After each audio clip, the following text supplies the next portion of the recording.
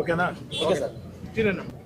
Nellore rural నియోజకవర్గం 1వ division కొత్త కాలువ కోడూరుపాడు రోడ్డు ఎంత అధ్వానంగా ఉండిందో, కనీసం మనుషులు నడిచేదానికి కూడా అనుకూల పరిస్థితి లేదు.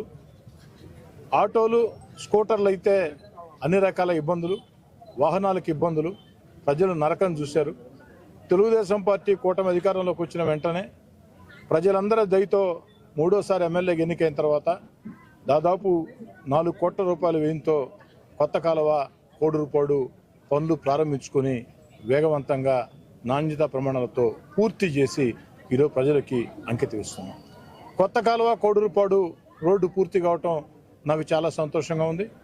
ఇదే సమయంలో ఏదైతే ఈ యొక్క డివిజన్లో గిరిజన కాలనీలో 20 లక్షల రూపాయల వ్యయంతో సిమెంట్ రోడ్డు నిర్మాణానికి శంకుస్థాపన చేసుకున్నాం.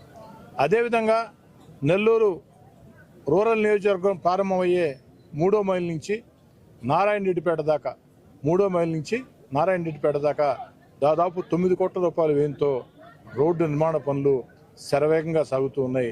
అతి వేగవంతంగా వాటిని కూడా పూర్తి చేసి అందిస్తాం. అది పూర్తి చేయటమే కాదు, ఏదైతే ఆ యొక్క 4వ మైల్ దగ్గర కావచ్చు, అదేవిధంగా 4వ మైల్ సెంటర్ కొత్త కాలువ సెంటర్ కావచ్చు, ఇక్కడ కూడా రోడ్డు బాగా వెడల్పు చేసి అందరి సహాయ సహకారాలు తీసుకుని, ఎవరికి కూడా ఇబ్బంది లేకుండా అందరి సహాయ సహకారాలు తీసుకుని రోడ్డును వెడల్పు చేసే కార్యక్రమం కూడా చేపడుతున్నాం. ఈ యొక్క 1వ డివిజన్ నెల్లూరు రూరల్ నియోజకవర్గంలో అతిపెద్ద డివిజన్. ఈ యొక్క డివిజన్లో అతిపెద్ద భారీ మెజార్టీ నాకు గత ఎన్నికల్లో కూడా రావటం జరిగింది.